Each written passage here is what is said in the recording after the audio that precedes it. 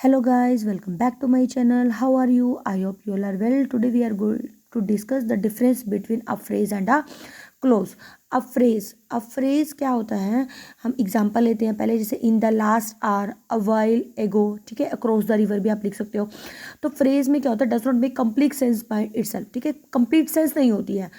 देखो in the last hour वैसे तो पता चला कि लास्ट आवर्स में अवाइल है वो कुछ देर पहले, लेकिन पूरी कंप्लीट सेंस नहीं है कि क्या हो रहा है ना. तो सम सेंस होता है. Phrase are the words that give us some sense, तो वो फ्रेज होते हैं. तो इसी तरीके से क्या होगा, क्लोज क्या होता है, जैसे who had help me which is made up of iron. तो जो क्लोज होते हैं वो क्या होते हैं कि इसमें क्या होता है कि एक सेंस हो रही होती है, ठीक है. Close can make complete sense by itself, ठीक है. यहाँ पे हम लिख लेते हैं कि ए clause can make complete sense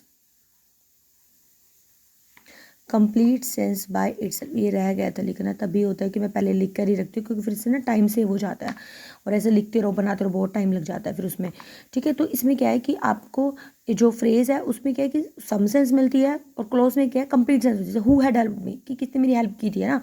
which is made up of iron, की जो ये चीज़ है वो आयरन से बनी है, तो ये कंप्लीट सेंटेंस है, ठीक है. बट हाँ, आप सेंटेंस नहीं कह सकते क्लोज है, क्योंकि सेंटेंस में तो पूरा ही आ जाता, पूरी इन्फॉर्मेशन आ जाती है आपको. लेकिन जो फ्रेज होती है उसमें सम सेंस होती है, ठीक है.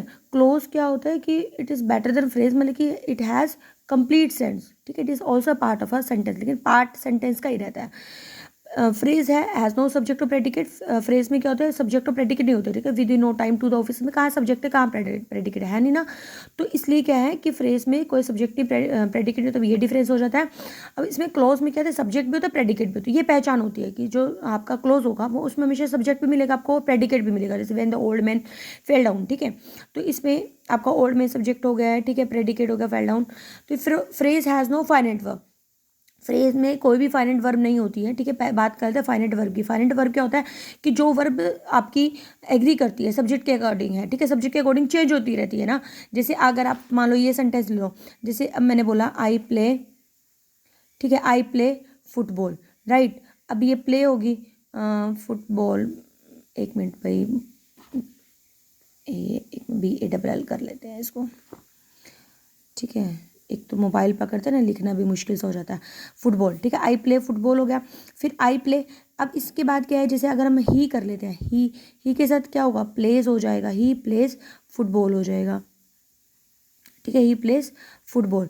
तो अब देखो आई है तो प्ले है, ही है तो प्लेज. अगर हम इसी सेंटेंस को हम पास में लाते हैं तो क्या हो जाएगा, शी प्लेड आ जाएगा, ठीक है, शी प्लेड आ जाएगा. तो अब कि अगर हमने पास में टेंस किया तो क्या है, वर्ब की फॉर्म में चेंज आया ना,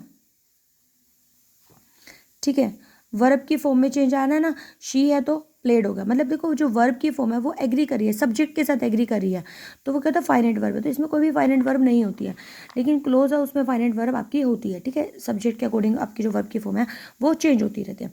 तो ये बेसिक से 3 डिफरेंसेज हैं. आई होप ये आपको क्लियर होंगे. तो मिलते हैं नेक्स्ट वीडियो में. Till then be happy, keep studying.